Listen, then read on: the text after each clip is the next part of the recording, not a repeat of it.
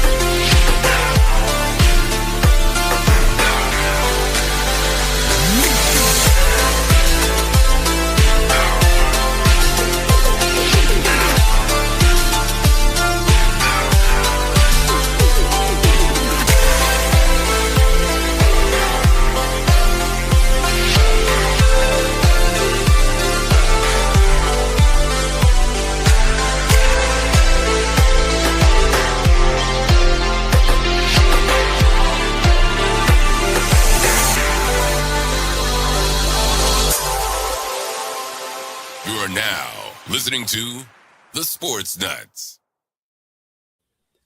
Welcome to another great episode of the Sportz Nutz. Y'all, we are so thrilled that you are joining us tonight. You know, I was going to do this with Matt here being here yet. He's in a little late, but it's Friday, getting down on Friday. We made it, y'all. We are here. It's Friday. Shout out to each and every one of you guys for getting to this crazy work week and enjoying the fact that it's Friday. Shout out to everybody listening to us live on 95.5 KFCE, as well as TigerNation.live. Thank you. And shout out to the other 38 countries that we also air in, and the other 8 radio stations as well. You guys really do mean a lot to us. So thank you so much for that. My man sitting right beside me, Shane Owen. How are you doing, brother? Man, doing good, man. The work week is done. Got an exciting kind of weekend lined up. Plenty of baseball, softball, racing. IndyCar gets kicked off this weekend, so it's going to be a pretty exciting, jam-packed weekend. Especially, we got some big matchups with Kansas and Arizona going back at it this weekend. Yeah. Some pretty big matchups coming up this weekend. As we're going to allude to, tourney time. You know, I was telling our friend Mark Livingston this, and I said, I love the fact that we get to enjoy sports, but dadgum, you blink and it's the end. You're like, that's not fair. I just started really getting into the meat of it, and you're just going to go ahead and just call it a day. I don't like that. I wish we could have just a little bit more of each sport, just a little, like maybe a week or two additional. I'm okay with that, but I don't know. It just ends way too quickly for us. It stinks. So that's my feeling. We're still waiting on Matt and Ben to arrive in the meantime. And of course, our guest, Mr. Peter Blake, will be here momentarily. But like I said, we have a very real treat lined up. Our good friend, Peter Blake of the Sports Web. He will be joining us tonight to talk about the upcoming NFL draft. He will give us his sleepers, maybe some busts, and a whole lot more. And then afterwards, we even have more sports news to talk about because we are the Sports Nuts after all. So what we are going to do is there is some really cool news coming out of literally the deep South, and it involves hockey. I wonder what that could be. You guys have to stay tuned and watch, because this is actually really cool. Shout out to all my family in Mobile, Alabama that is watching this, and the deep South, because you're not gonna want to miss this one, I promise you. And then there was a survey that was issued by the NFL Players Association grading every team's locker room and front office experience and environment. It's actually a funny list, but it's a real list. Last night, as I was creating it, it was kind of like all over the place, but they went since back and corrected it. So I have the correct format to go over with you. But the very last one on the list is actually pretty shocking to some, but not to all. And that is the Pittsburgh Steelers have the worst locker room and front office experience. and we'll talk a little bit more about that in just a few minutes. And then a potential Eastern Conference Stanley Cup final matchup happened on Thursday night between the Tampa Bay Lightning and the Carolina Hurricane. Now, Carolina did win 5-4 to stay in reach Say what? points totals. Say what? Say what? Say what? Yeah, and let just remind me the last time you went back to back on Stanley Cup. I can't remember. And then now they are still point wise tied with Tampa, but they are the second best team in the East behind Tampa. Tampa is 22-1 in their last 23 matches. They are the number one overall seed in the East. And like I said, both Tampa and Carolina, they are in a virtual tie point-wise, but head-to-head belongs to Tampa. Now here's the crazy stat, though. The Lightning lost last night. I was kind of bummed. But both are only 5 points behind Colorado for the best overall points in general. So it got me asking, what is everybody looking forward to the rest of the season? Who do you think could hoist that President's Trophy? And I give you guys the top 5, so we'll talk a little bit about that one as well. College baseball has been fun to watch so far. And this is what we tell you guys. Colleges get it. Why can't pro teams get it? What is it they don't get? We'll talk about that in just a few minutes as well. And talking about softball and, oh man, just a whole lot more. Shane has a sports story. Matt will have a sports story. Myself and Ben, if he comes. Shane, can you text Ben and just see where he's at by chance if you get a second? Yeah. Okay. And then it comes our favorite segment of all. It is the honorable mentions. And of course, we have you, the most interactive fans ever. So with that being said, we are still waiting on our guest. Just let me see where he is at. Ready when you are. Good, sir. All right, so we text him. So in the meantime, what we'll do is we're gonna talk just a little bit about some of the topics. So while we wait for Mr. Peter to come, so here's what I want to talk about. Shane, yes, a potential Eastern Conference Stanley Cup final matchup happened on Thursday between Tampa and Carolina. Now, Carolina, unfortunately, they did win 5-4. However, Carolina is extremely vulnerable. They were up 3-0, and Tampa went on a scoring spree, went up, then they tied it, then they went up, then tied, and then they lost. So it's going to be a lot of fun to finish up the season. Tampa is 22-1 in their last 23 matches. They are now the number one overall seed in the East, and both Carolina and Tampa are only 5 points behind Big Brother Colorado for the best overall points total. So what are you all looking forward to for the rest of the season, and who do you think wins the President's Trophy? So Shane, here is the top 5, and it is in this exact order, and I want you to tell me, who do you think hoists the President's Trophy? You have number 5 is at Minnesota Wild. Number 4 is the Dallas Stars. Number 3 is the Carolina Hurricane. Number 2 is the Tampa Bay Lightning, and number 1 is the Colorado Avalanche.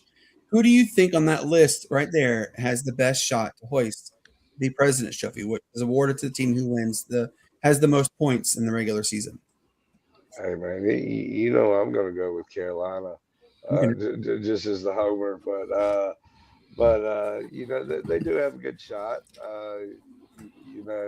Tampa Bay has a great offense, as you've seen all year, and Carolina's known to be kind of streaky. So that's one thing. But I tell you, my surprise pick that I could see doing it is Dallas. They're starting to play really well as a team at the right time. I think that they have a shot to do it. Anybody to kind of overthrow the Avalanche's grip on the season is just kind of who I'm going to be rooting for. But definitely I could see Carolina, of course, out the East, and Dallas coming out the West in a great Stanley Cup matchup. Well, you guys can have that President's Trophy because it's never been done ever.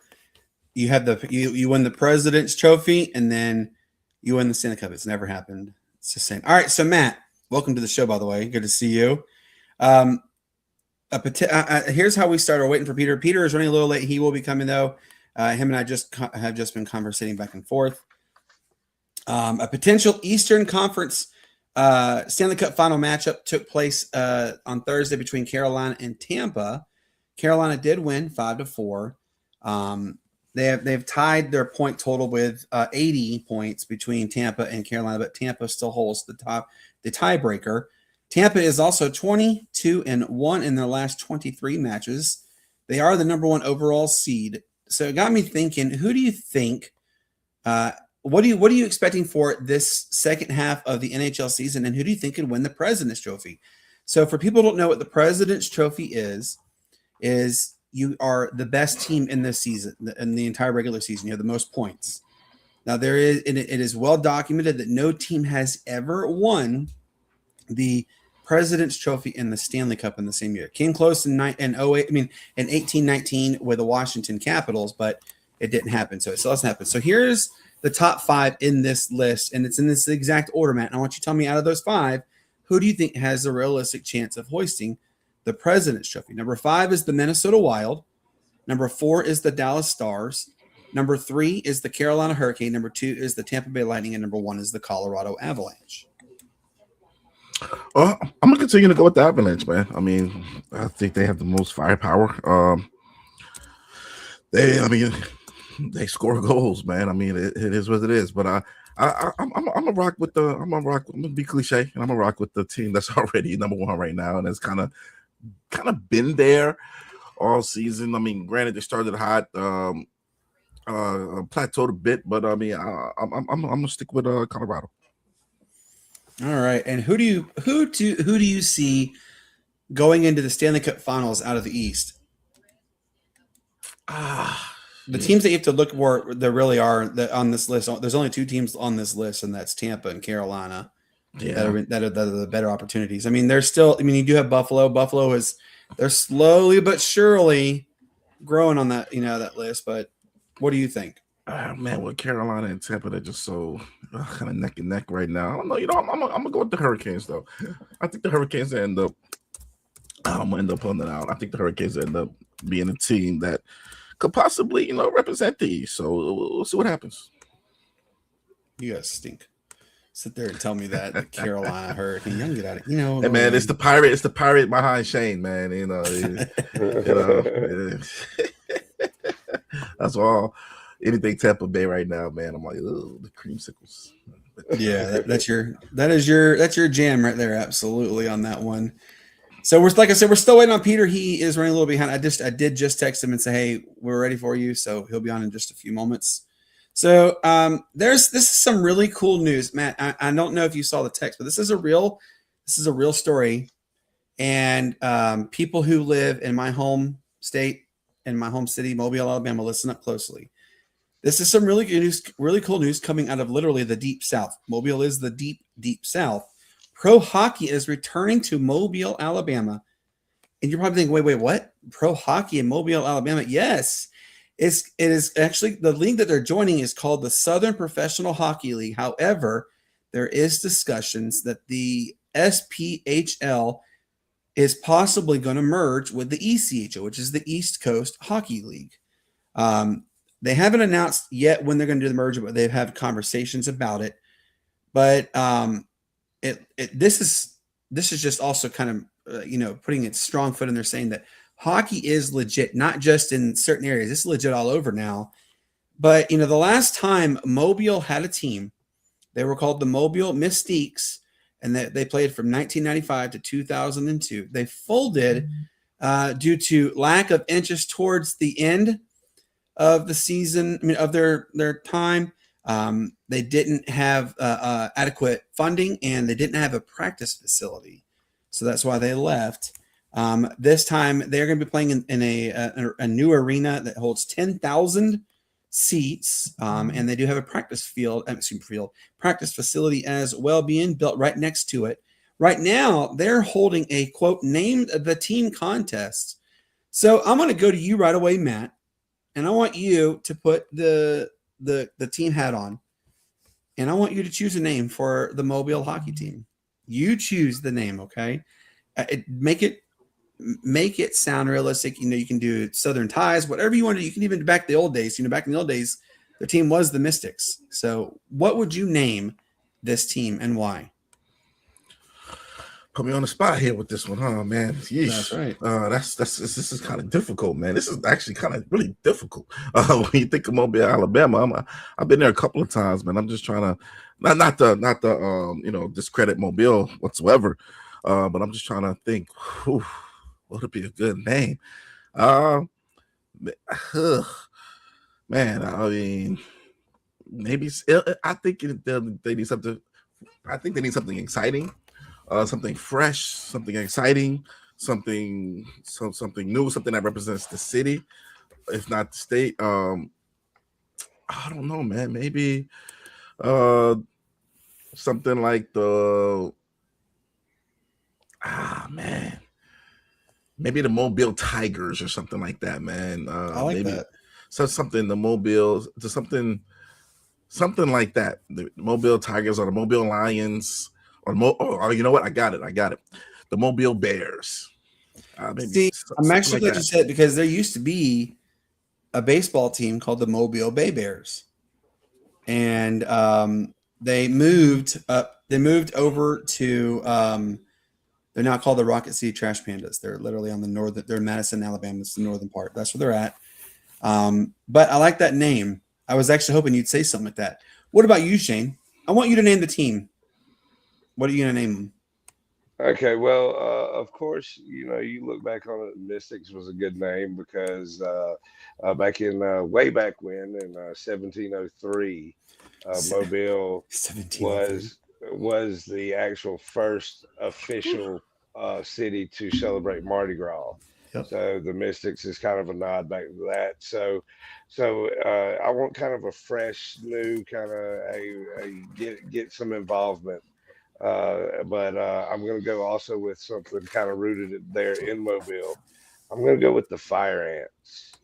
And there's an abundance of those. Well, you do not run out of those. That's for sure. it was through the port of Mobile that fire ants were introduced to the U.S. in the 1930s.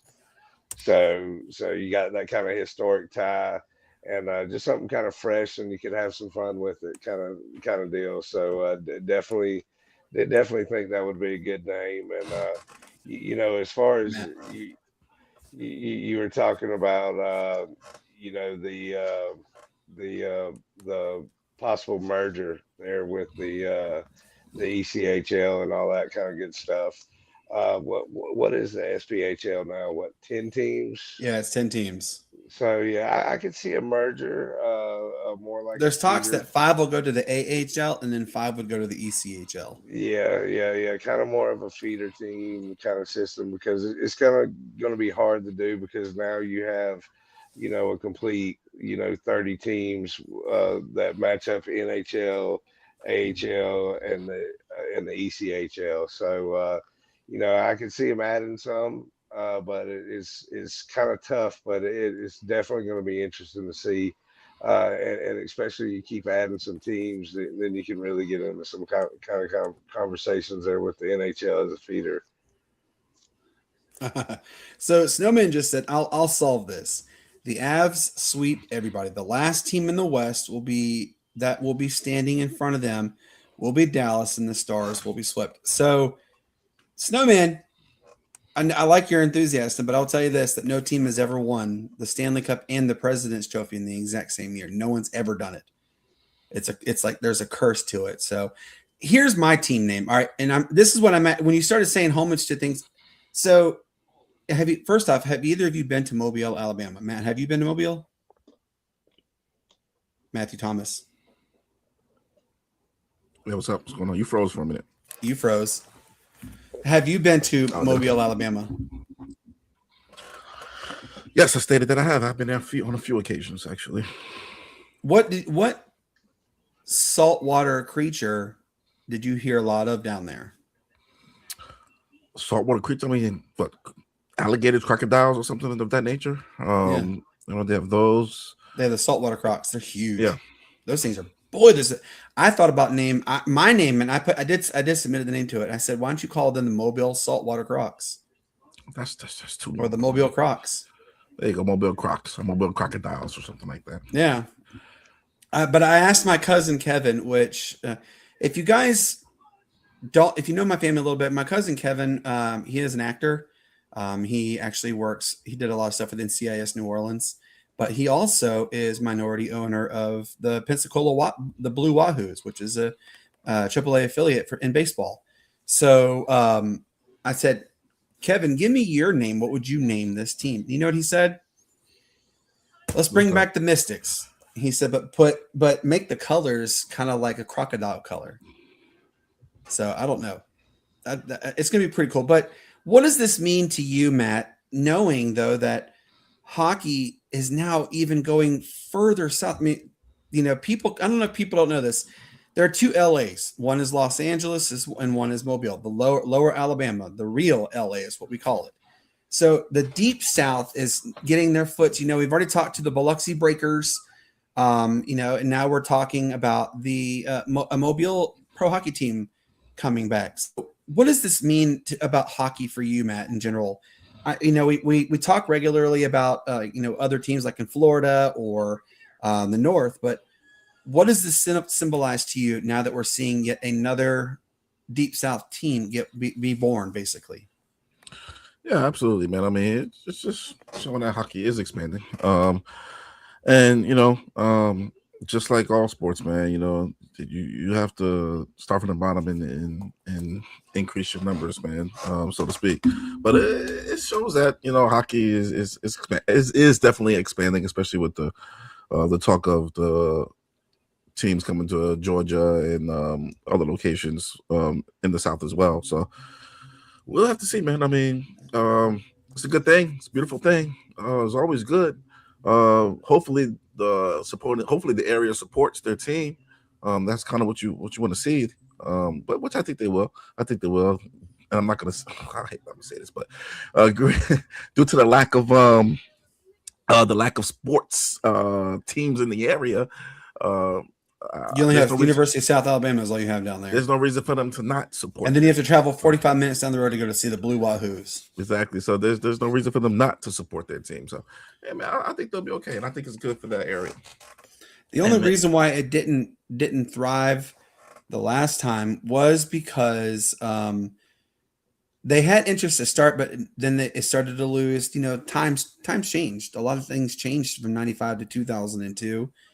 And then you also have to go and look at they didn't have a practice facility. So at times they were on the skates. They were skating at the exact same time as they had concerts or whatever. So that was a big issue there too. And then it was just the funding stopped. The investors stopped. But this time these owners they definitely have committed to it. And it's kind of like what's going on with Atlanta. The hockey team's coming to Atlanta.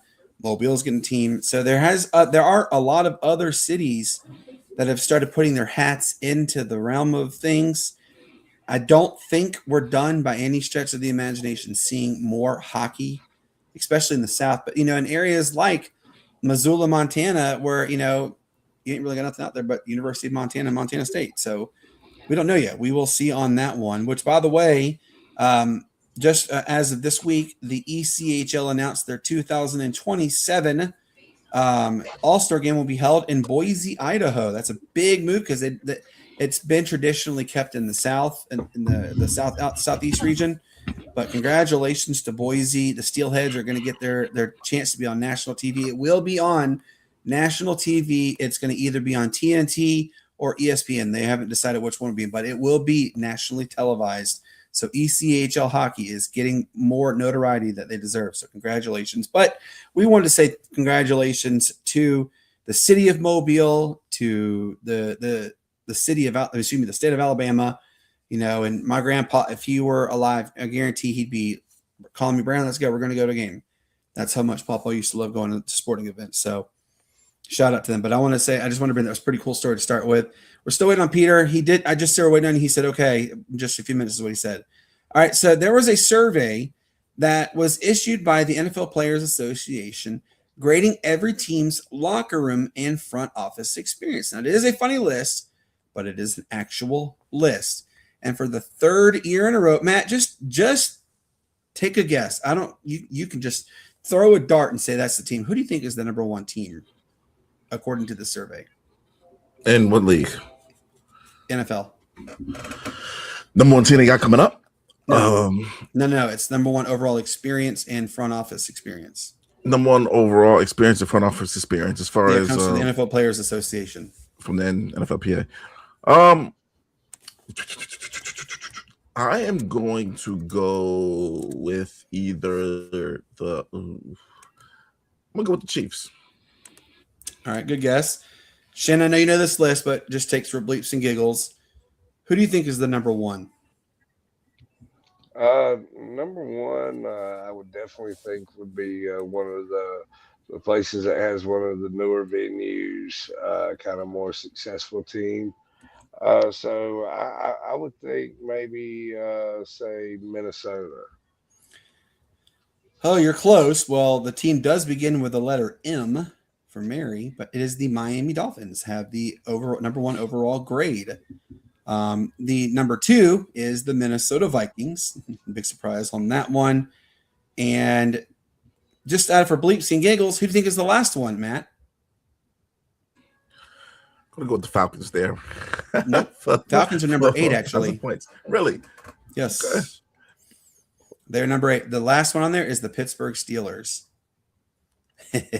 Followed by the Cleveland Browns, followed by the Cincinnati Bengals. Cincinnati Bengals. No, it's Arizona. Arizona. Yeah, sorry. But that's pretty interesting little list on there. We're going to talk more about that list in a minute because, guys, we have our special guest who has just arrived on here, and Matt, you know, the last time he was here, we had a great time. You were with us or were you not here that episode? Were you, Matt, with Peter? Maybe so. I'm not sure. All right, let's get him on here. Peter, my brother, what is going on, dude? What's going on, man? How you doing? Happy Friday, guys. Happy Friday. Hey, I want to tell you, man, we made it. We are here. It's Friday.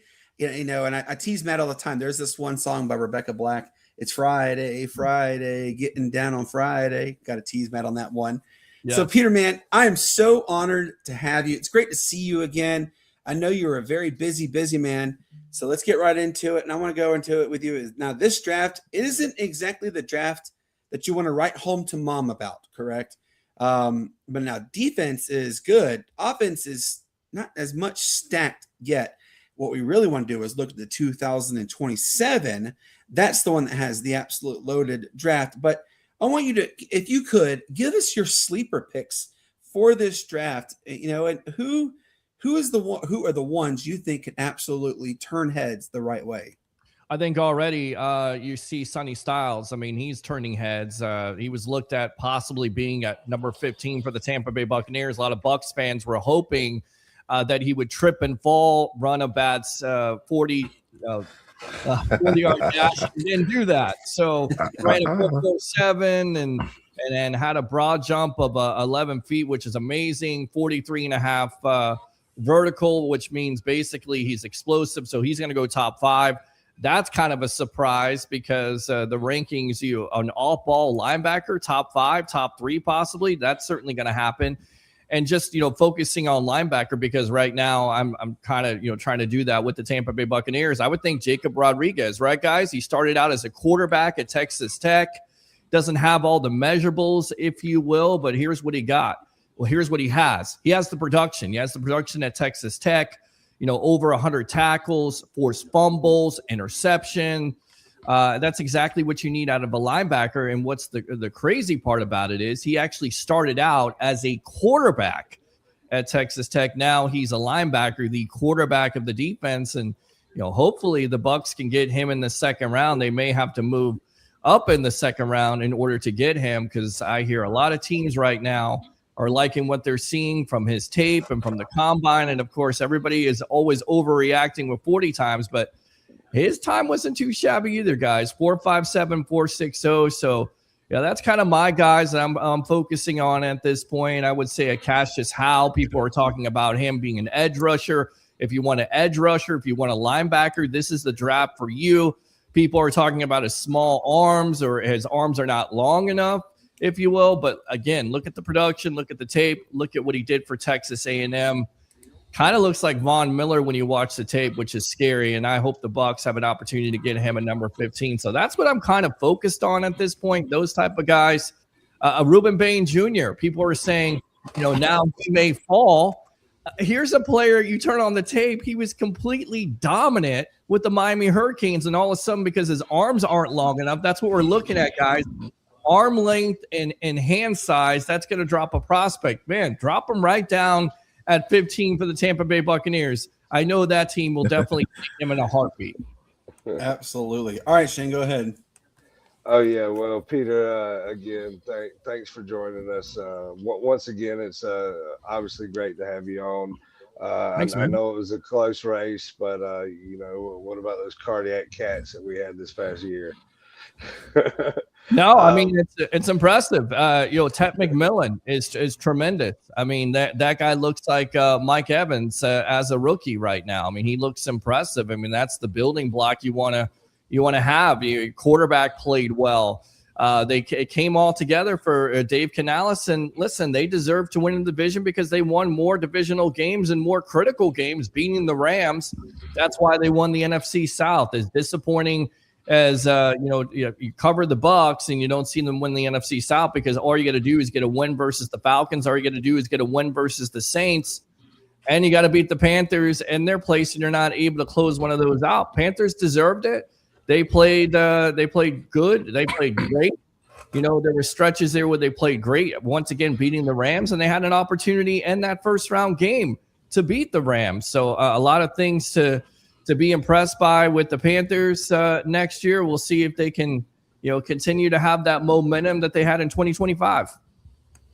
Oh yeah. Well, also what I wanted to kind of touch base with you. I know Brandon touched on the draft.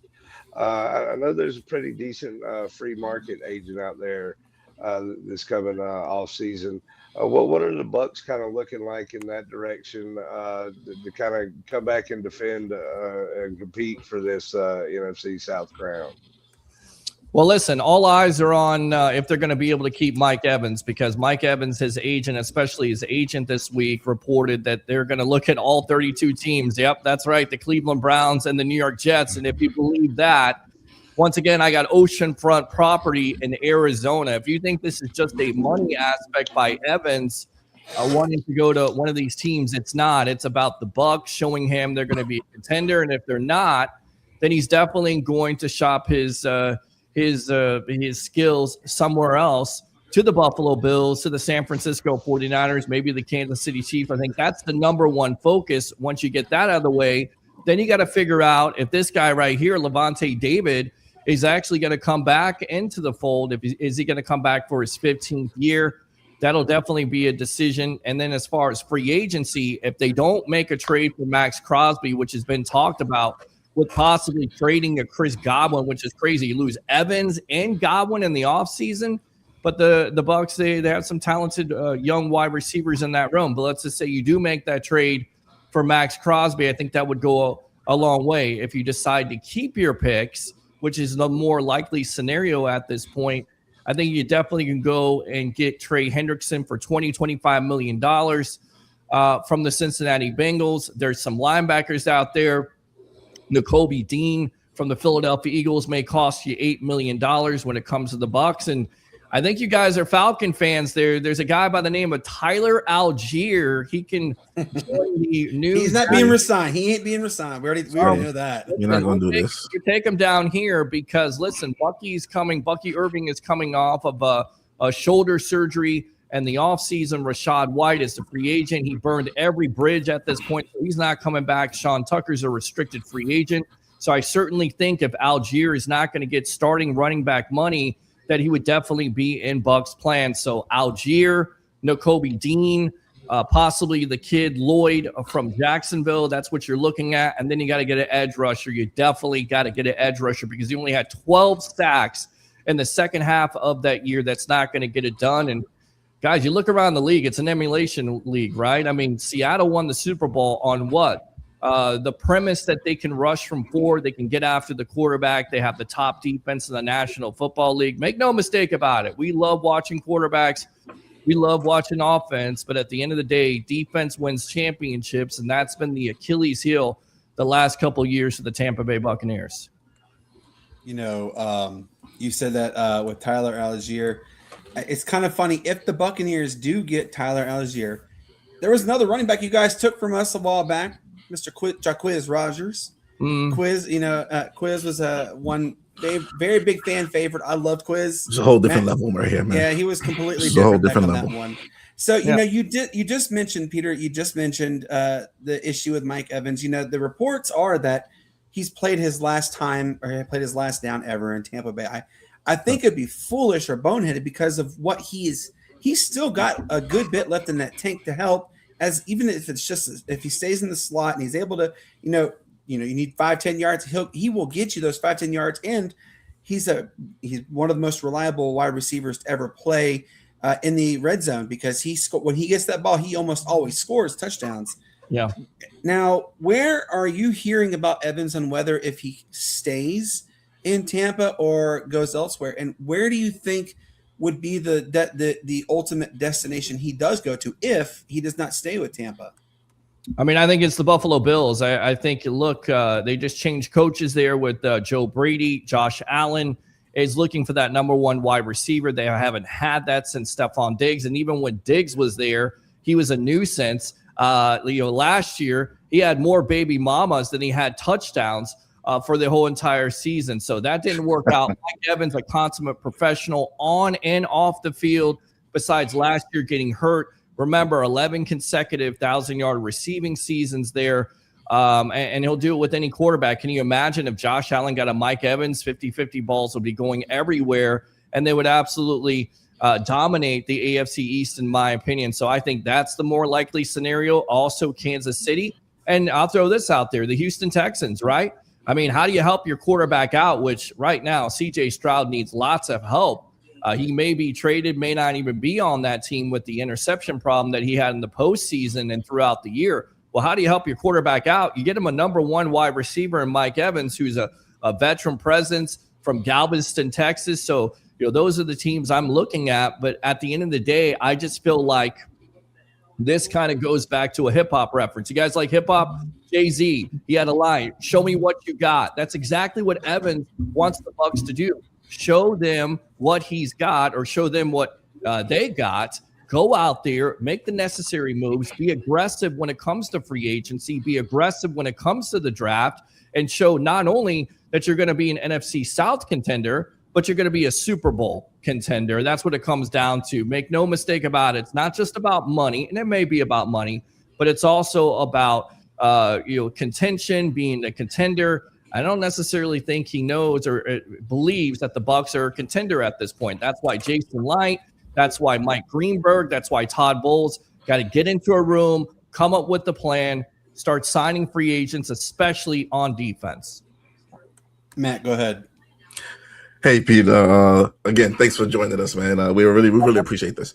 But can you tell us kind of what the consensus is on Baker Mayfield and why, and that's from the Tampa Bay area, that's from you guys, the fans, but why is the national consensus on Baker kind of like iffy? Don't we all think he's done enough to kind of be your franchise quarterback going forward till he decides to retire? But and that's coming from Falcons fans too. Yes, we get the feeling the consent that you guys don't think that way, man. And why is that when there's been times when he's been the best stretches where he's been the best quarterback in the league for stretches? So why is that the feeling in Tampa Bay is that he's not our franchise QB going forward?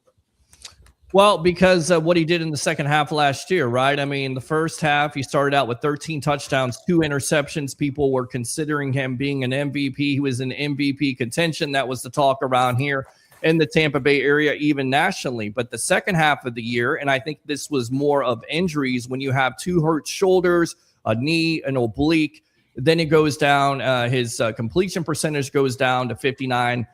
percent. That's not going to get it done. Here's a quarterback just 2 years removed from having 71% completion percentage.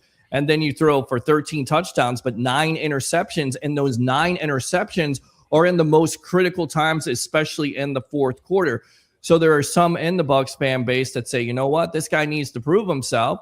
Jason Light had comments the other day at the Combine saying there's no timetable that, eventually they will either sign him to an extension or be creative to where they restructure his contract and try to open up the cap room so they can be more aggressive when it comes down to it. But to answer your question, I think the national media always looks at Baker from Oklahoma. They always look at Baker from the Cleveland Browns. But here's a guy who played through injury, who played his ass off, excuse my language, for coach and Stefanski. And Stefanski threw him out like garbage. And you have the albatross now that is Deshaun Watson. I mean, it sums it up perfectly being a Cleveland Brown fan. And that's why I tell Bucs fans, be careful what you wish for. You want Todd Bowles fired. You want Jason Light fired. You want Baker Mayfield out of here. You want to go with the rookie quarterback. You can't be patient enough to win, NFC South crowns consistently. Now you want a full rebuild. You're not going to be patient enough with that. And guess what? If you continue to do that over and over again, you will become the Cleveland Browns or the New York Jets. So again, to answer your question, I just think it's a lot of history. I think Baker Mayfield has matured. Again, 2 years removed from having 41 touchdowns, 16 interceptions. He cut down on that last year, but still it's not good enough. And I think Zach Robinson, your guy there, the offensive coordinator, again, getting back to that Liam Cohen type of offense, keeping Bucky healthy, and of course, keeping the offensive line healthy. Because anytime, guys, you lose both of your starting guards and you're moving your center to left tackle and you have all this reshuffling around, it's going to hurt your offense. So, the questions are, is Baker just a guy or is he a franchise quarterback? In my opinion, he's a franchise quarterback. But it's a big year for him because if he can prove that, he'll get paid big. If not, then maybe the Bucs will move on and he'll go somewhere else. I hope not, because I definitely think Tampa Bay has found their franchise quarterback. But it's a big year. Make no mistake about it, Bucs fans and NFC South fans. It's a big year for Mr. Baker Mayfield. Absolutely. Shane, go ahead. Oh, yeah. As you see in the background, Tampa Bay is home of the great Raymond James Stadium. That's a good-looking guy right there, by the way. Not me. That's me all the time, smiling. Oh, yeah. Yeah, but, Raymond James has been the home of the Buccaneers for 28 years now, and just recently underwent renovations in 2016 and 2018 to the stadium. And the lease runs up here in 2028. But there's been many plans and guesses kind of around some renovations ranging all the way from $600 million to all the way to $3.2 billion, maybe even talks of a retractable or translucent roof. Can you give us kind of any inside information that you might kind of know on that? I really don't know about that. I haven't heard anything of where there's going to be a renovation where they have a roof. I think there's a lot of Bucs fans out there who just like to have a sale because it is so hot in those early games there, especially when the NFL continues to have the Bucs at 1:00 scheduled them for some reason. I have no idea why, but it's a home field advantage, but the fans don't like it. The big talk down here is the Tampa Bay Rays right across the street at HCC, getting that deal done and getting a new stadium. And I think they will get it done any week now, any day now. That's going to be approved, and you have shovels in the ground, and it's probably going to be in a couple months. As far as the Bucs, listen, this is a football town. If they want something done, it most likely will be done. But I haven't heard anything of that at this point of them having any renovations. I just know this, that the report cards came out, gentlemen, and they didn't receive a high grade. In fact, from the players, I think it was like a D or an F for Raymond James Stadium. And listen, this is a stadium, 20 years ago that was one of the top stadiums in the National Football League. What happened? Well, you have USF playing on the surface. You have games coming in and out of there. The grass isn't so great. The weather, it hasn't been great. Wasn't great all year long last year. So I think there definitely will be some renovations. But to answer your question, I haven't heard of anything like, retractable roof or translucent roof. I hope so. I mean, it's hot there. But then again, I feel like every NFL stadium these days, even up north, you're losing that home field advantage. You're losing that weather element. And like the reason why you have that home field advantage is so you can use it against teams that come down here in the heat. When you go up north, you want to use that weather versus those teams against them that it's cold. And now everybody wants to go to a dome and retractable and all this other nonsense. It's football at the end of the day, guys. I have not heard any renovations to Raymond James Stadium. Real quick, let's switch it up to the team that's literally on the other side of the pond, as they call it, with the Lightning. Sure. They're unfortunately lost last night to start the second half of their campaign for Stanley's Cup. We know the whole idea, the whole premises that no team has ever won the President's Trophy and the Stanley Cup in the same year. Now in 18-19, it almost happened with the Capitals, but seeing what we have seen them really separate themselves. I'm a big Lightning fan. I really am. I actually have Andrei Vasilevsky's mask. I got it autographed. So nice. That bad boy is going to sit in a frame. And it's for prized possession on that one. But, do you think that that it's going to come down to a two-man race in the East to see who can maybe dethrone Big Brother as far as with Colorado? Like I'm thinking Tampa and Carolina are really going to be the two that are going to challenge. But in the same sense, I'm not excluding Minnesota and I'm not excluding Dallas. Who do you think could realistically run away with the East and even give Colorado a run for its money? I think Tampa Bay Lightning can. I mean, again, they got one of the best players in the game in Nikita Kucherov. He continues to should be an MVP the last couple of years. He's definitely playing like that. They're getting, contributions. Of course, we talk about Vasilevsky being one of the best goalies in the league. He's returned to that prominence. And then, of course, John Cooper. I mean, how about Coop winning Coach of the Year? Again, with all the injuries they've had early on with Hedman, they get Pointer back a couple nights ago. That's impressive. I mean, the Olympic break came at the perfect time for this team because Vasilevsky got rest. He's a Russian. Of course, the Russians didn't play in the Olympics. Nikita Kucherov. Just to answer your question, I think the sky is the limit. And then on top of it, Florida right now struggling.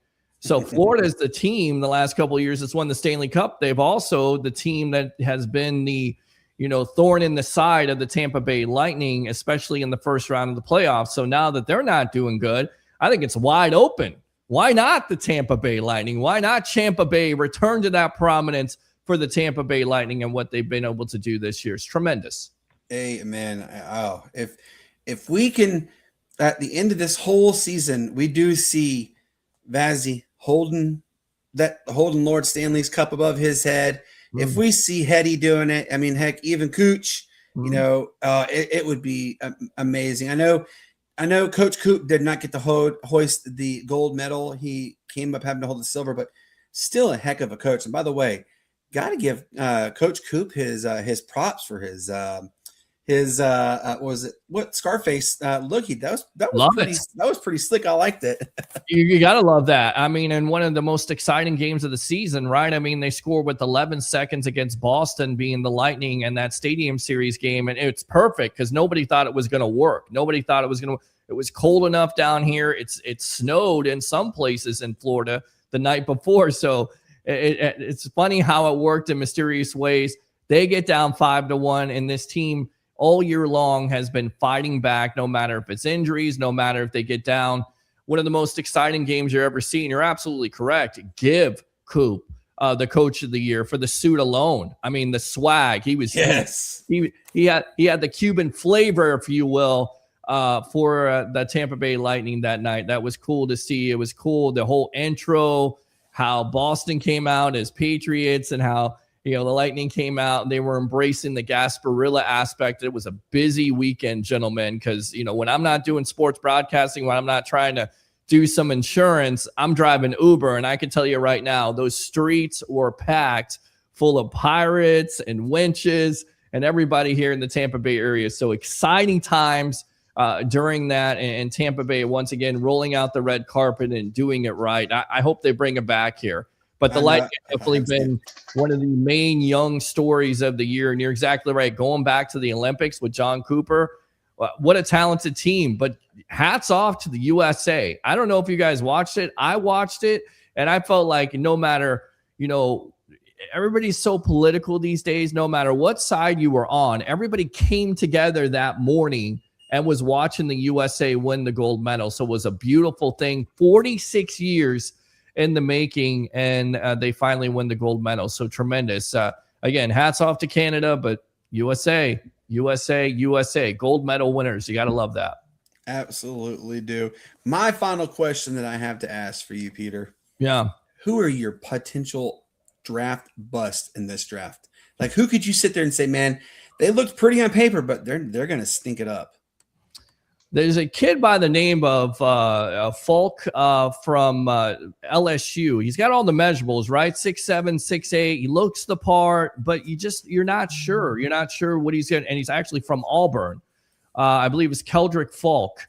Yeah, you look at everything. He's got everything on tape, but he doesn't always show up. That's a player to me that could be a bust looking at this draft. Again, quarterbacks.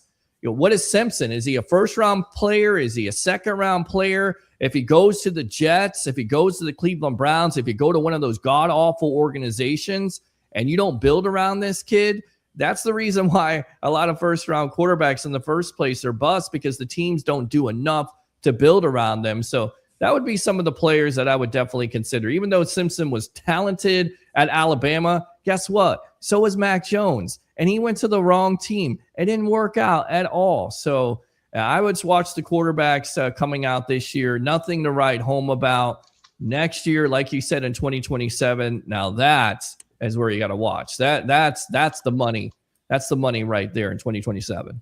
I've often said 2027, the first 12 picks could be quarterbacks. That's how loaded this draft is. 2027 is absolutely a monster stacked draft. All right, Shane, go ahead. Oh yeah, well, Peter, thanks again for taking time out of your evening to spend with us. Before we let you go, man, want to let let everybody know out there, what you got coming up with what you got coming preseason with the Bucks, what you might be covering with the Rays. Just let everybody know where they can find you as well. Yeah, it's the evolution of Sports Talk Television. It's the Sports Web live on Facebook, YouTube, Twitter, Instagram Live, LinkedIn Live. I'm going to try to be professional. It's Monday and Wednesday nights at 9 o'clock. Again, we call it the evolution of Sports Talk Television. What is that exactly? It's a cross between a TV and radio show without the station, with phone calls and engagement. And my new baby, I just joined a network called the Fan Arch Network. Every day, 5 days a week. It's called Bucks Latest on YouTube. Bucks fans, tune into that. We say three things on this show because I'm going to wake my roommates up. Bring your passion, bring your excitement. Just don't bring any nonsense. I'm your host, Peter Blake, your Rolex reporter. What time is it? It's my time. And for fans of the Sports Web and the Tampa Bay sports fan, especially you Go Bucks fans, it's your time. Sports Nuts, I'll see you soon here on the evolution of Sports Talk Television, all right? Peter, man, thank you, brother. I'm serious, man. We have a blast. I'm going to have you on the day of the draft because I want to hear your reaction when they start picking. Sound good, my friend? Sounds good, my friend. Anytime you guys want me, you got me, all right? Yes, sir. You take care of yourself, and we'll talk soon. All right. God, man, that's so cool. Like, come on. He is awesome. Got to get excited when we talk with him. All right, so now that we were talking, as you saw, we were talking about the grades and everything. But the last place team, Matt, for NFLPA grades was the Pittsburgh Steelers. Then it says number 31 was the Arizona Cardinals. And then the Bungles are mentioned on there.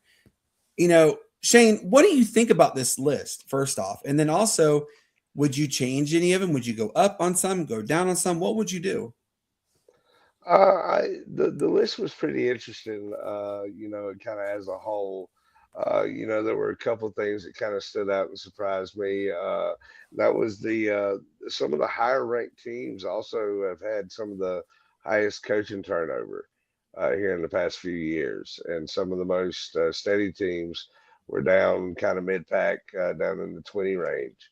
So definitely interesting to see some of the grades and all. But, one thing that stood out definitely was that like Carolina, their team ownership went from a D or worse last year all the way up to a B this year. So that really surprised me being a Panthers fan. Another thing that kind of surprised me was how they ranked and graded out the training rooms, uh, the uh, the training staff, and the weight rooms. I think there were only 8 of 32 teams that got a C or worse in that category at any one of those three. So it's very, very, excited to see that, at least the training staff, training rooms, weight rooms that get these guys prepared to play.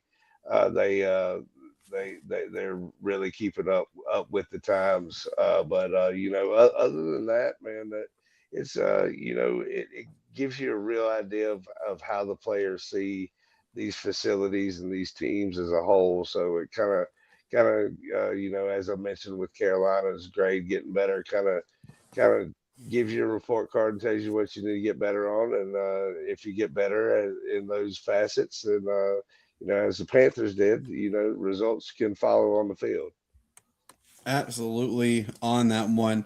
Matt, I sent you the list so you could see the list that we were talking about. Did you get it? Look up and thumbs if you saw me. Give a thumbs up if you heard me. Yeah, I got it. Okay. What do you think? Miami of Ohio, this is breaking news. Miami of Ohio pulled off the win 69-67. We'll talk about that in a minute. All right. So, Matt, you see the list. You see the names on there.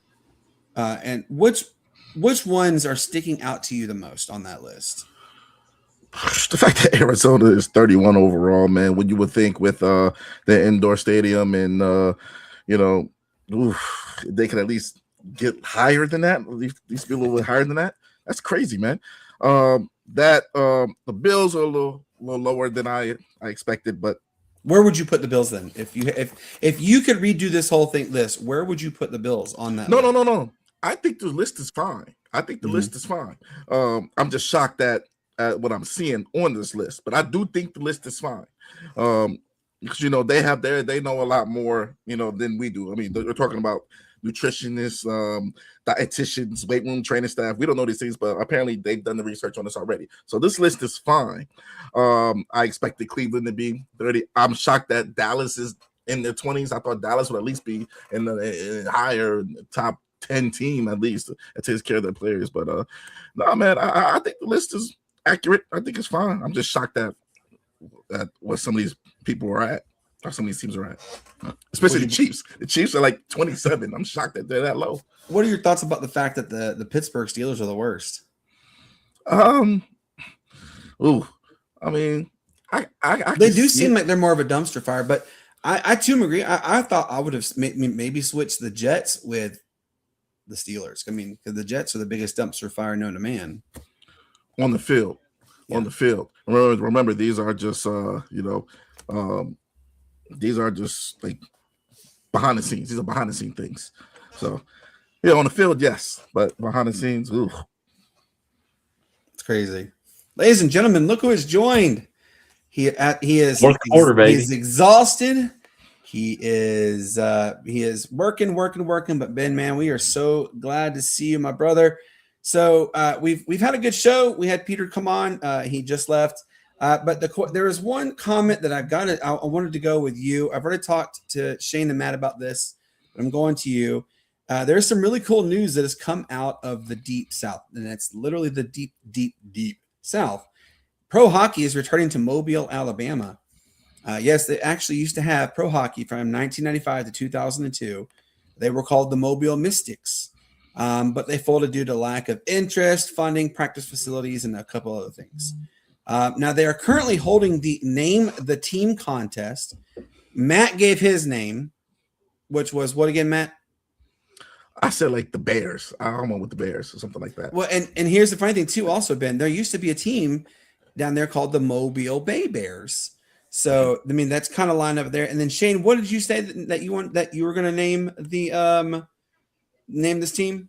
The Fire Ants, because in the 1930s, the Fire Ants were introduced coming through the port of Mobile.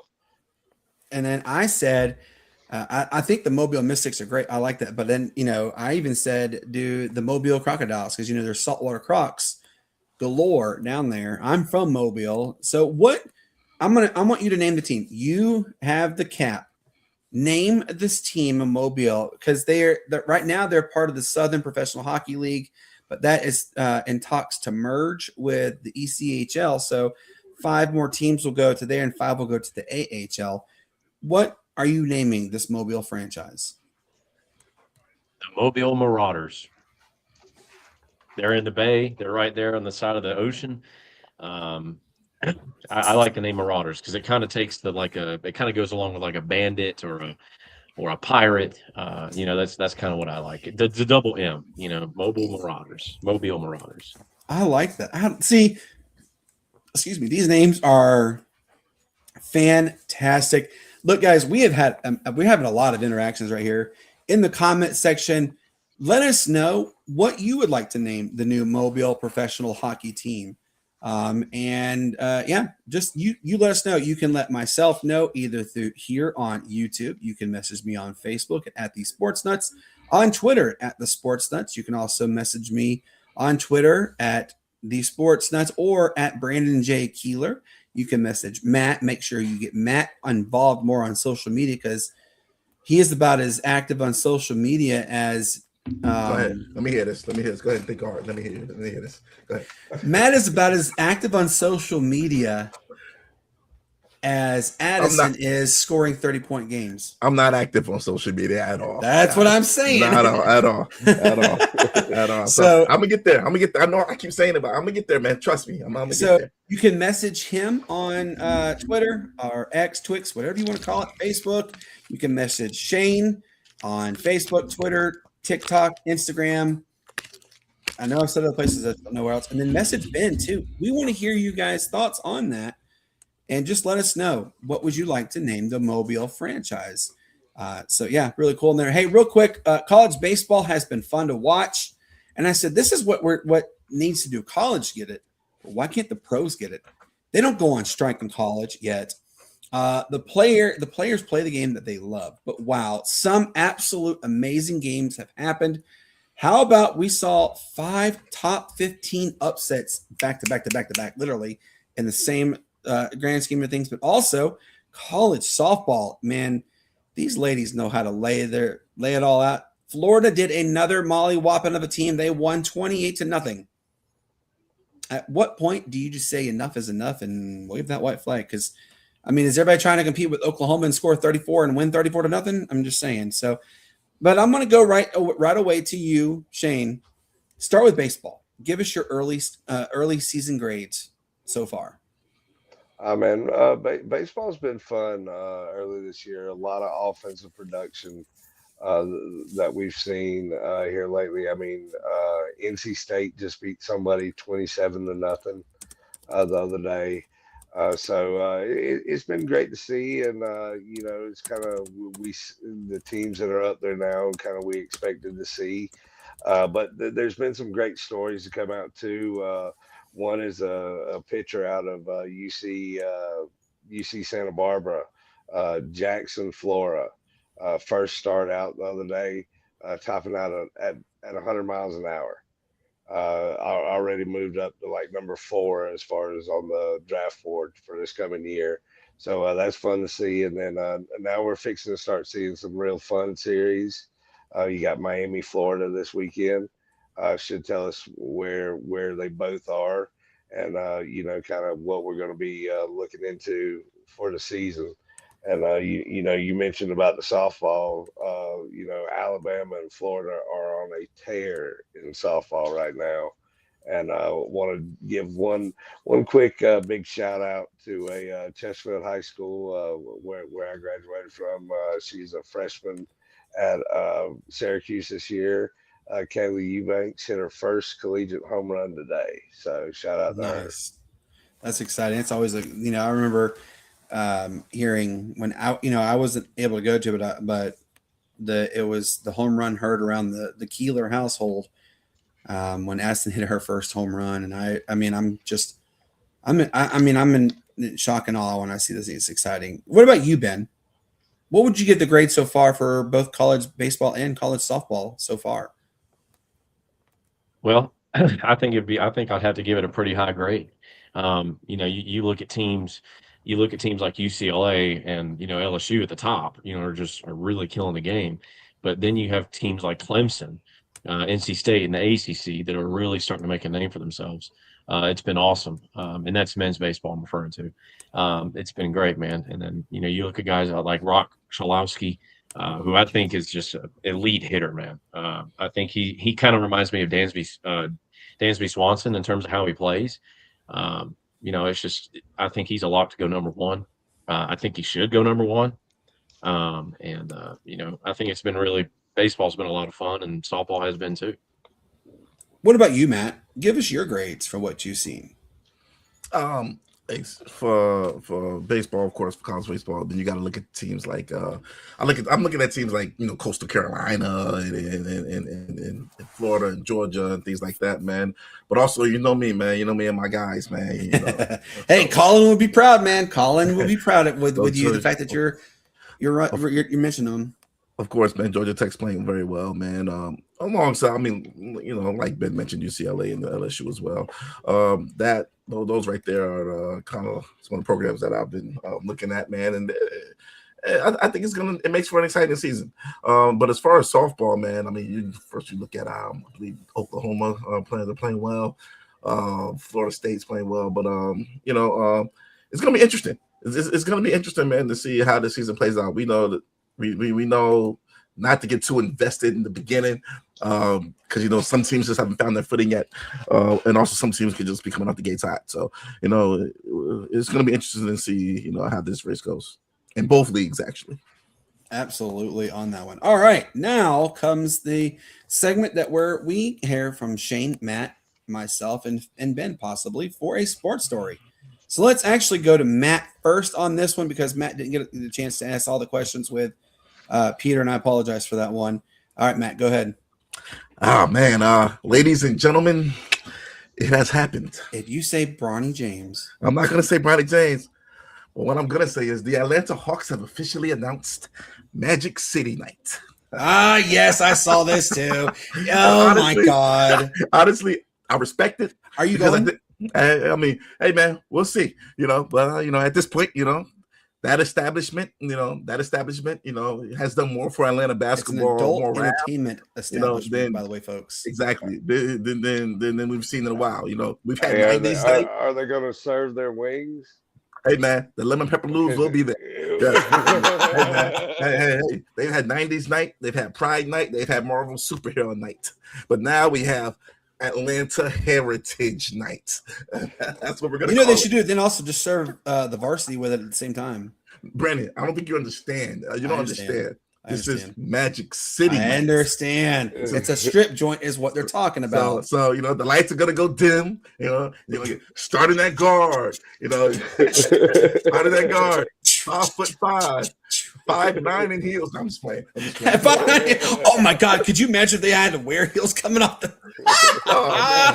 Oh man! So man. It's just like what is it? The first 3,000 fans. I think like something coupon or something like that. Something like commemorative wing box or something like that. Or something like that, man. Kiss cam. Nope. It's gonna be the support system cam. Support. Yeah. Support your local colleges, guys. But man. Hey man. Get stacks going, folks. You cannot go in with cards. Just cash only. It's a cash only joint right now. Exactly. Only cash. No cards. Only cash, man. Hey man, this is when nobody embraces that Atlanta culture like Atlanta. Believer heels required. Heels required. Yeah, exactly. Ladies getting free. Before six. This is one of the few times you'll see tickets sell out faster than playoff seats. It's one of the few times you'll see that, man. One of the few times. But hey, man. Just breaking news, Matt. They already said they're going to move the game to Mercedes-Benz Stadium. Hey, look, guys. Hey, the Hawks might not win the title, but they're going to win that night. So, God, yeah. Hey, Hey, And what is gotta the respect- uniforms design going to look like? Did they already announce what the uniforms are going to wear? I don't know, man. I don't know, but that's wild. This is wild. You never thought you would see anything like this before, No. man. But I'm leaving it up to It is Atlanta. It is Leave Atlanta. it to Atlanta to do this. Leave it man. to Atlanta. This is Atlanta does crazy. them things. I don't think people don't really understand how wild this is. This is very wild. This is very wild, guys. But hey, man, You're talking about adult it. entertainment supporting being supported by the Atlanta Hawks. That's what exactly. It is. That's crazy. That is crazy, man. So hey, man, if I can is clothing optional? Hey, look, man. At this rate, who knows? We'll see what happens, man. We'll see what happens. I'm totally gonna have to edit all this part out too, man. This is crazy. But all this got to go. But yeah, man, just wanted to kind of bring that up, man. That's what's gonna be going on. I'm definitely gonna be trying to go that night just to see what's going on, man. But if people haven't been there before, if you look down, they have like a bar type area down there. I already know there's gonna be a lot of bars. That's the bar behind Bob and Nico. No. Brandon, there's gonna be a lot of vertical bars down there that night. I'm sure there are. Hey, man, how many hurricanes you taking down there? Yeah, man, we'll see, man. But yeah, wow, that's wild, guys. Wild news. All right, Shane, give us your sports story, sir. Oh yeah, well, it's not going to top Matt's, obviously. Oh my gosh. Yeah, it's definitely not going to top Matt's. But I'm going to talk about new year, new rules. The UFL has come out and stated a few rule changes that I wanted to highlight and break down real quick, as well as a couple of the NCAA proposals with the rule changes. But the UFL, the biggest one is kicks over 60 yards will now be worth 4 points. Also, the kind of boost the offensive stats, college catch rules. So 1 foot in is a catch now. No tush push. They came out earlier. The NFL said that they weren't going to really expect to be talking about that in their meetings, but the UFL has deleted that. They've also deleted punting when on the opponent's side of the 50-yard line. So you have to be in your own territory to even punt. And then they've changed up the point after rules. You get a 1 point kick attempt at the 33-yard line. You get a 2 points, the ball at the 2, and a 3 point attempt with the ball at the 8-yard line.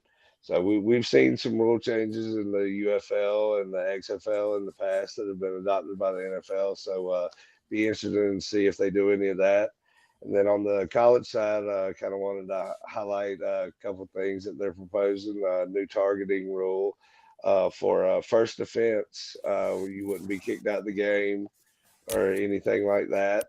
Second offense for targeting, you would have to sit out that half, superseding. So if you got kicked out the first half, then the second half you sit out. Next game you're eligible.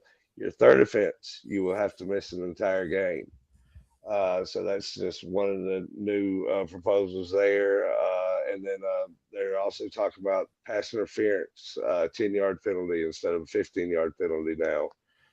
So it's just a couple of proposals that they have on the board. The NCAA hasn't come out and ruled anything on them yet, but it'd be definitely interesting to see where all that goes. I like that. Ben, what is your sports story, sir?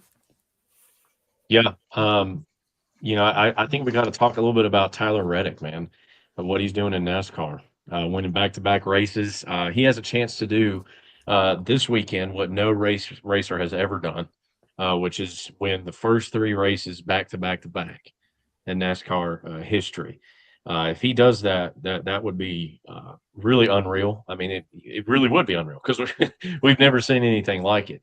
Man, his dominance through the first 2 races have been unreal. Now, that's Michael granted, Jordan's one of those races, right? one of those races resulted in a wreck. But I mean, first is first, man. First place is first place. I don't care if you put an asterisk next to it or not. Could you see Michael? So let's just say though, Ben, he wins the third one. What are people going to say about Michael Jordan? Because he won 6 NBA titles, 3 in a row, and now if he wins this one, he's won 3 racing titles in a row as an owner. Like, what are people going to say about Michael Jordan now? I mean, he's already great. We already know he's a good, but just add another win on that belt. What are people going to say about him? What about Tyler Reddick or about Michael Jordan? Michael Jordan as an owner. people are always going to make excuses. People are always going to be hating about, well, he shouldn't be like, he wouldn't have been this good if this, or he wouldn't have won that ring if that. I hate the whole if argument. I think a win is a win. And it takes a lot to win a championship, man. It takes a lot to win a ring. It takes a lot to win a race. In the case of Tyler Reddick, it takes a lot, man. It takes a lot of training. It takes a lot of practice, a lot of blood, sweat, and tears, so to speak. Um, I mean, I think it's such an overrated analogy, such an overrated take of, well, if he wouldn't have had Scottie Pippen, he wouldn't have won 6 rings. Look, man, you're only as good as the people around you. And I think the same could be said for Tom Brady. The same could be said for Joe Montana. The same could be said for Babe Ruth. Any of the sports greats across all the sports, you could really make the argument that you're only as good as the people around you. And to answer your question, I think the take of, if you're asking, are people going to hate, is, how do I feel about it? I frankly think it's an overrated take, and I think people deserve their flowers if they win that. If they get that far, they deserve their flowers, man. They earned it. Absolutely. I agree 100%. Mine is not really a sports story. It's something that an official error has ended in American history. It happened a couple days ago. The last known Pearl Harbor survivor passed away. There are no more Pearl Harbor survivors in this world. And I'll show you the picture of him. It's this gentleman right here. I can't remember his name, but he was the last known Pearl Harbor survivor, and he passed away at the age of 100. He was only a month away from his 101st birthday. So shout out to his family. Thank you for what he did. Thank you to all those brave men and women, nurses, everything that unfortunately lost their lives in World War II. You will never ever be forgotten in our eyes, because you guys stood in the face of tyranny and you won. So it's a sad day to say goodbye to say goodbye to someone of his caliber, but unfortunately it happened. So never ever forget what transpired December 7th, 1941. All right, y'all. Now it's that time. It's everybody's favorite segment. It is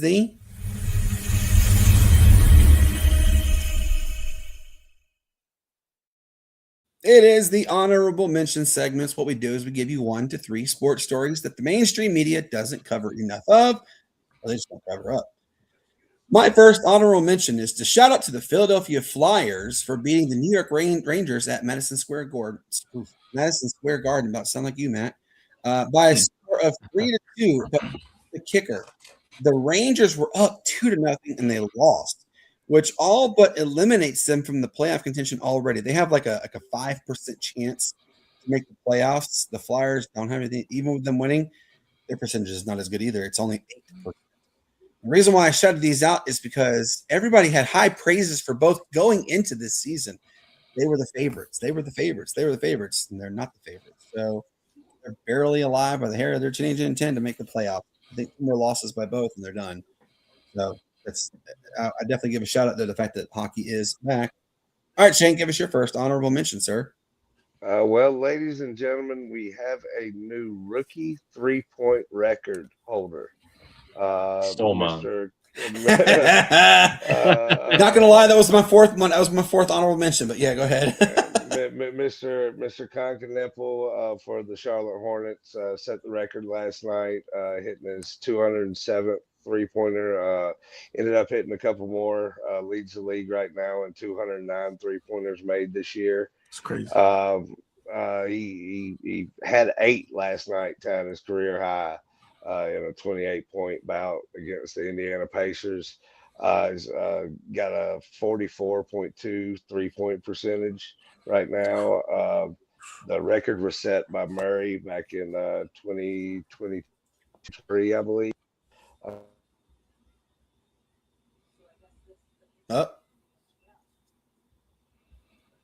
His audio is out. There you go.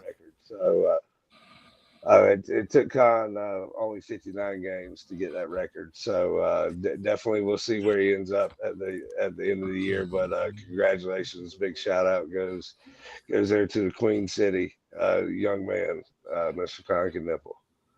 Matt, give us your next honorable mention, sir. No problem, man. We're going to travel north of the border here, man, and we're going to go to a team that you don't really hear us talk about a lot, and that's the Toronto Blue Jays.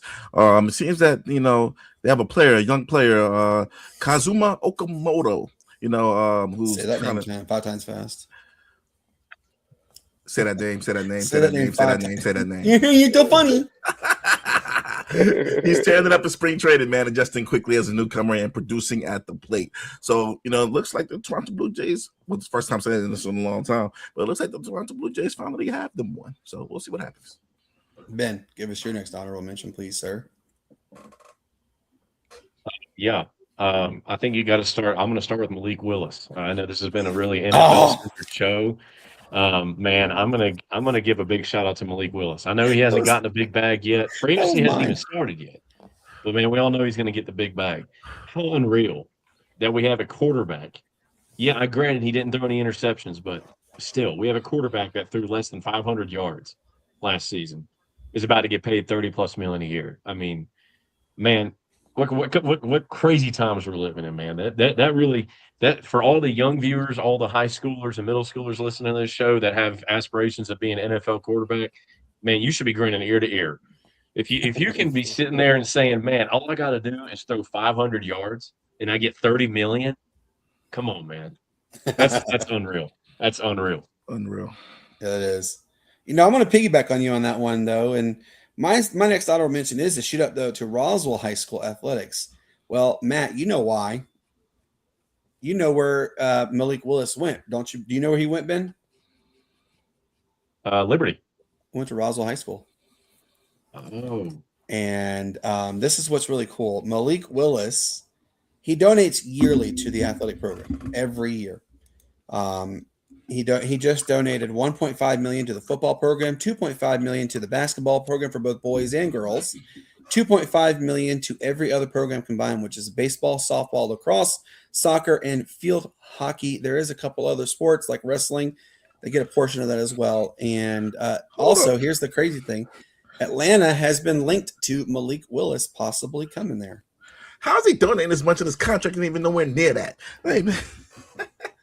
This is literally reports. Hey, man, that NIL money. But that's really what it was NIL.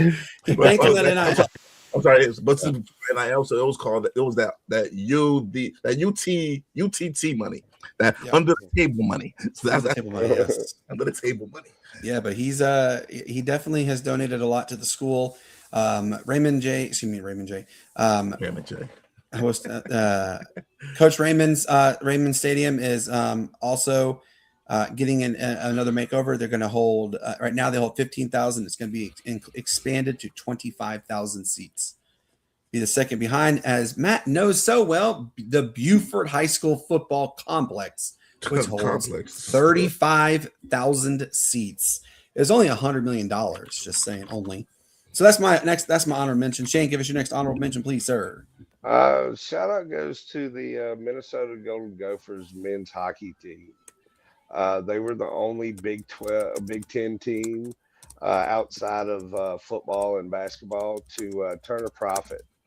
In last fiscal year they reported $9.72 million in revenue, and almost $4 million of that in ticket sales alone. So they were actually I think they turned a total revenue over 5 different Big Ten basketball teams. So definitely shout out to a hockey program for pulling their weight in the revenue department. I love it. Matt, give us your next one. Shout out to the Detroit Pistons, not only for probably having the greatest turnaround of all time, as they only won, I think, like 14, 15 games last year. They've already out there, I think, like at 43, 44 wins. They've won 15 of the last 20 games.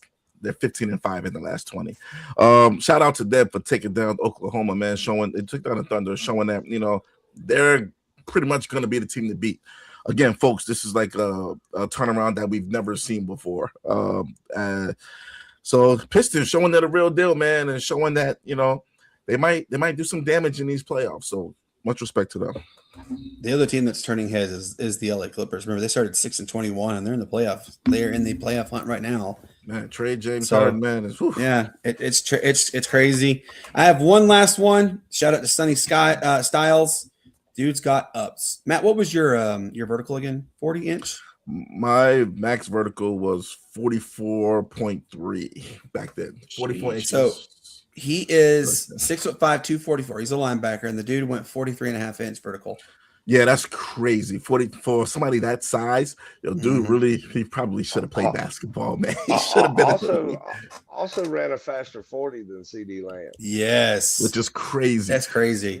This dude was definitely should have picked up a basketball, man. To be honest with absolutely. But was fast. Man, yeah, that top 5 pick now. Yeah. Did he sit out in Ohio State? Like, was he the one that sat out? Yeah. We see why. We have breaking news.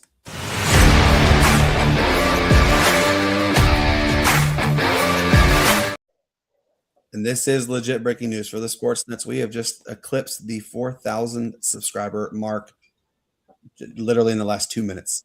All right, 1,000 subscribers. So, keep subscribing, guys. Keep subscribing. Shane and I were talking earlier. We would like to see. We have only 3 more episodes to go to get to our season 5 finale. Can you guys give us an extra 500 and we hit the year-end goal of 4,500 subscribers? Boy, being greedy already. We shall see. Hey, what'd you say? I said stop being greedy. That's what I said. Stop being greedy. That was Shane that said that. So, all right, yeah, I know we could talk more, but we have a lot. We're actually coming close on time. So, with that being said, this was a great episode. I want to thank everybody who tuned in, everybody who commented. Thank you, Ben, for coming on, man. You didn't have to. You could have taken the evening off and rested, brother. I know you had a busy time, but give us here's what I'm going to do. A quick little talk to you guys. We want your we need your help. Here's what we need. Okay, we want to hear from you either via on Messenger, through on YouTube, Facebook, Twitter, TikTok, whatever, or even email. Give us a topic or two that you'd like for us to talk about or debate with us, and the best one who gives us the answer, we will invite you on for about 10 minutes to come debate with us. Matt, myself, and Shane, we give good banter. Ben's giving good banter as well. So we would love to hear from you. If you guys would like to come on for about 10 minutes and give a good argument with us as to why we're talking about these things, send us a message and we will be happy to talk with you. We're pretty good. You have until April 20th of 2026. So you have until mid-April of this year to submit your ideas, and then we will let you know who wins and who's going to come on for a 10-minute debate. It's going to be a lot of fun. It's literally just to come on, and you can debate your sports with us. Here is the upcoming episodes. We have an episode 202 on Monday, March the 2nd. 203 will be on Wednesday the 4th. The season 5 finale will be Friday, March the 6th. I will be broadcasting live from Atlanta, Georgia.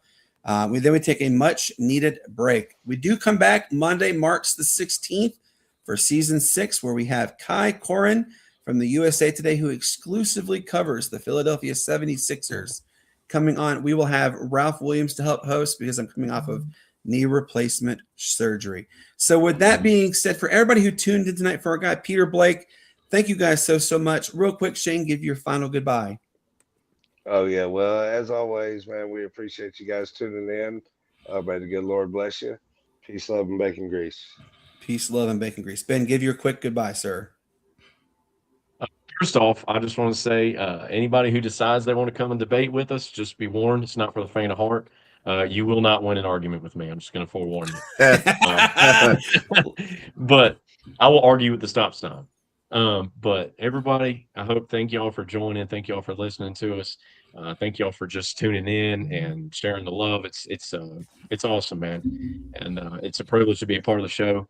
Y'all be safe. It's the weekend. Have a good weekend. God bless y'all. Have a good night. Matt, give your final quick goodbye. Yeah, man, guys, make sure you it's the weekend. Stay indoors if you're not gonna do anything, productive. You don't want the whoops behind you, man. If you're out there, drinking and driving, man. Stay home if you're gonna drink, guys. Stay home, or make sure you have a designated driver. Don't get flagged. Enjoy your weekends. Peace up, A-Town down. Why it's the greatest sports that ever was. You have a fantastic weekend. We will talk to you on Monday. Until then, enjoy this outro. Good night.